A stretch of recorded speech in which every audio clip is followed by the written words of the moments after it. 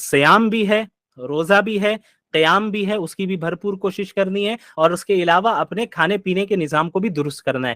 یہ مہینہ شہر الصبر ہے، صبر کا مہینہ ہے، جہاں پہ ہم اپنے ڈیزائرز کو دباتے ہیں اور اللہ کے پیچھے، اللہ کے دین کے پیچھے لگ جاتے ہیں۔ پیچھے لگنے کا مطلب اللہ کے دین کو فالو کرتے ہیں اور اللہ کے احکامات کو زیادہ سے زیادہ فالو کرنے کی کوشش کرتے ہیں، نوافل کی کثرت کرتے ہیں، اذکار کی کثرت کرتے ہیں۔ اور کے علاوہ بھی بہت سے کام ہیں جو آپ کو اور ہمیں کرنا ہے، مثلا لوگوں کی مدد کرنا، صدقہ و خیرات دینا، صرف زکوٰۃ دینا نہیں، صدقہ عام نفلی صدقات جتنی استطاعت ہے، جتنی مدد کر سکتے ہیں کرتے ہیں۔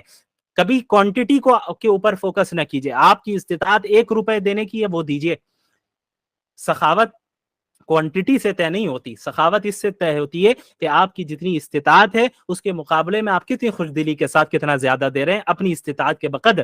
تو لوگوں کی مدد کرنا، غربا مساکین کی مدد کرنا، اس کے علاوہ جو ہے مدارس کے طلبہ ہیں، مدارس سے آتے ہیں، چاروں طرف سے سفراء آتے ہیں جو مدارس کے لیے ڈونیشن لیتے ہیں، ان کی مدد کرنا، ان کے ساتھ بدتمیزی نہیں کرنا۔ دیکھا جاتا ہے کہ ان سفراء کے ساتھ بدتمیزی کی جاتی ہے، لوگ سمجھتے ہیں اپنی جیب بھرنے آ رہے ہیں۔ بھائی وہ مولانا جو مدرسے سے آئے ہیں وہ اپنی جیب بھرنے نہیں آتے ہیں، بلکہ آپ پر احسان کر رہے ہیں کہ آپ کی زکوٰۃ کو صحیح جگہ پہ لگاتے ہیں۔ وہ کیا ہمارے اور آپ کے اندر اتنی صلاحیت ہے، اتنا گٹس ہے کہ ہم راستے میں نکلیں اور صحیح مستحق زکوٰۃ کو تلاش کریں؟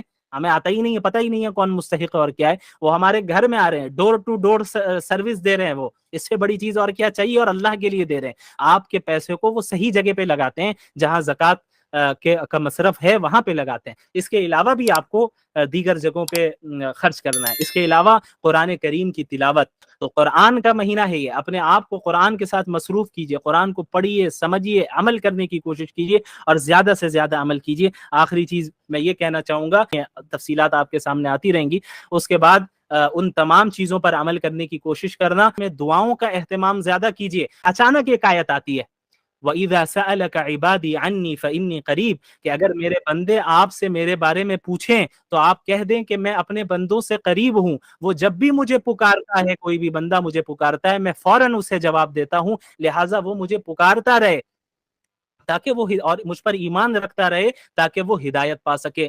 یہ ایک دعا کی آیت آ گئی، پکارنے کی آیت آ گئی، پھر رمضان کی آیتیں شروع ہو گئی، پھر رمضان کے احکامات شروع ہو گئے۔ تو اس جگہ پہ مفسرین نے، جو کلاسیکل تفسیر کے اسکالرز ہیں، کلاسیکل اسکالرز ہیں، انہوں نے بیان کیا ہے کہ بھئی ایسی کیا وجہ ہے کہ ابھی تو رمضان کی بات چل رہی تھی، بیچ میں اچانک دعا کی بات آ گئی، اللہ کو پکارنے کی بات آ گئی، پھر رمضان کے احکامات شروع ہو گئے۔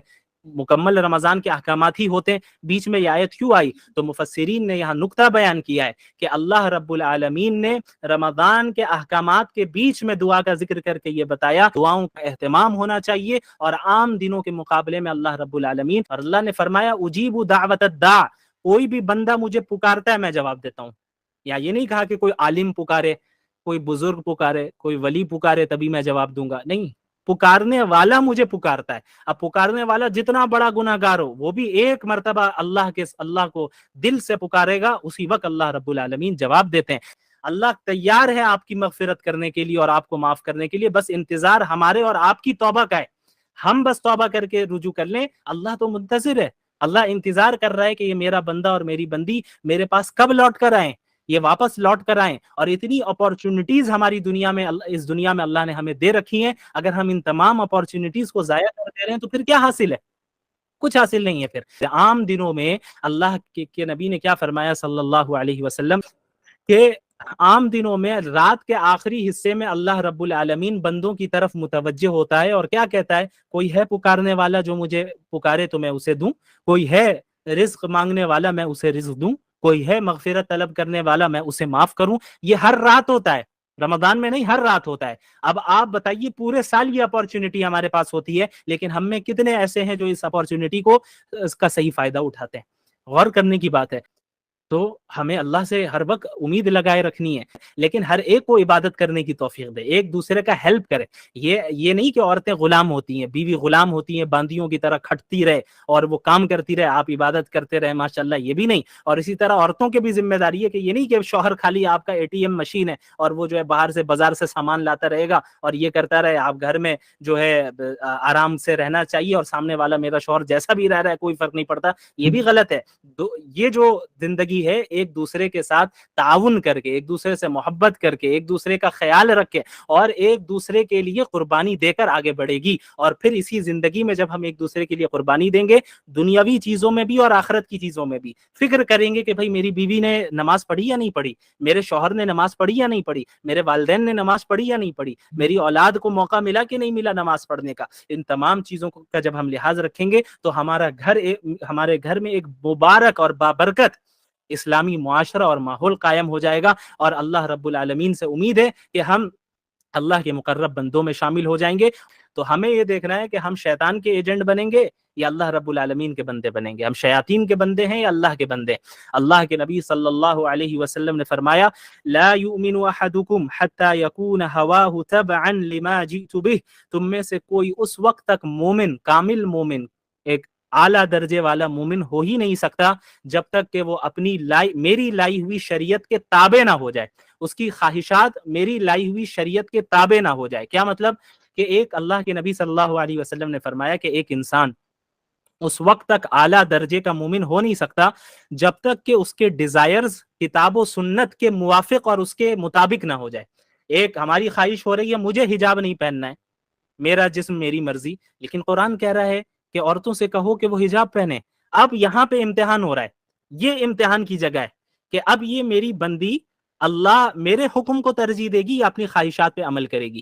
رسول اللہ بیان کر کے چلے گئے صلی اللہ علیہ وسلم کہ مومن تو اس وقت ہو گئے جب اپنے ان ڈیزائرز کو، جو ڈیزائرز اللہ کے احکامات سے اور اللہ کے آرڈر سے ٹکراتے ہوں، ان ڈیزائرز کو چھوڑ کر اللہ کے حکم کو تم ترجیح دو اور اسے ایکسپٹ کرو۔ یہاں امتحان ہے۔ اللہ نے فرما دیا کہ بھئی میرے مومن بندوں سے کہو کہ وہ نمازوں کی پابندی کرے، وہ عورتوں کے حقوق ادا کرے، مردوں سے کہو عورتوں کے حقوق ادا کرے، مردوں سے کہو کہ میری اطاعت کرے، گناہوں میں ملوث نہ ہو، اور تمام بندے بندیوں سے کہو کہ اپنے نظروں کی حفاظت کرے، اپنے آپ کو گناہوں سے رکھے، گناہوں سے دور رکھیں اور ہماری اطاعت کریں۔ اور اب میری کوئی ایسی خواہش ہو رہی ہے، پرسنل ایسی ڈیزائر ہے، ایسا یا ایسی کوئی خواہش ہے جو اللہ کی شریعت سے ٹکرا رہی ہے، تو ایک مومن اپنے ڈیزائر کو اور اپنی خواہشات کو ایسے موقع پر ردی کی ٹوکری میں ڈالتا ہے، وہ اللہ کی اطاعت کرتا ہے، رسول اللہ کی اطاعت کرتا ہے۔ کیوں؟ کیونکہ وہ جانتا ہے کہ یہ دنیا اصل دنیا نہیں ہے، یا چند دن کی زندگی ہے،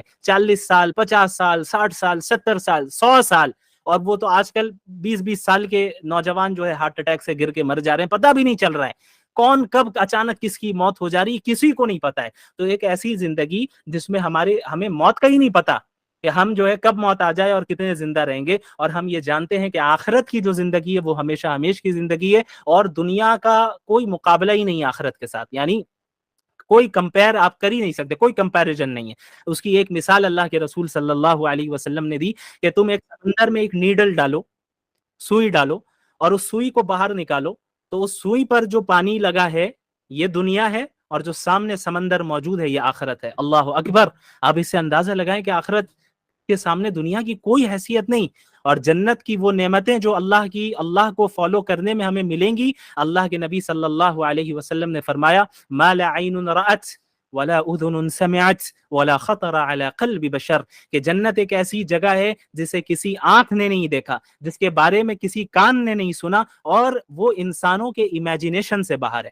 آپ امیجن کریں، آپ کے امیجنیشن میں آپ لائیں جنت، آپ کتنی لگژریس لائف کو تصور کر سکتے ہیں، امیجن کر سکتے ہیں۔ جتنی لگژریس لائف کو آپ تصور کر سکتے ہو وہ جنت نہیں ہے، جنت اس سے بہت اعلیٰ ہے۔ کیوں؟ انسان کی امیجنیشن سے باہر ہے، انسان کے تصور سے باہر ہے۔ تو اب ایک عقل مند انسان کون ہے؟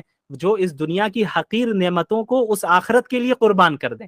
ہم یہ نہیں کہہ رہے ہیں کہ دنیا انسان کو نہیں کمانا ہے، دنیا بھی کمانا ہے، مسلمان کو ہر فیلڈ میں رہنا ہے، لیکن اور اپنی خواہشات پہ بھی عمل کر سکتے ہیں، لیکن اس وقت تک جب تک وہ اسلام کی باؤنڈریز کے اندر ہو۔ ایسی خواہش، ایسی دنیا کمانا جو اسلام کی باؤنڈریز سے باہر نکل جائے اور ہمیں لے جائے، یہ جائز نہیں ہے، اس سے اپنے آپ کو دور رکھنا ہے۔ تم بہت سی چیزوں کو چھوڑتے ہو، اسی طرح پورے سال تمہیں اللہ کے منع کردہ چیزوں سے، اللہ کی منع کردہ چیزوں سے، پروہیبٹڈ چیزوں سے اپنے آپ کو دور رکھنا ہے۔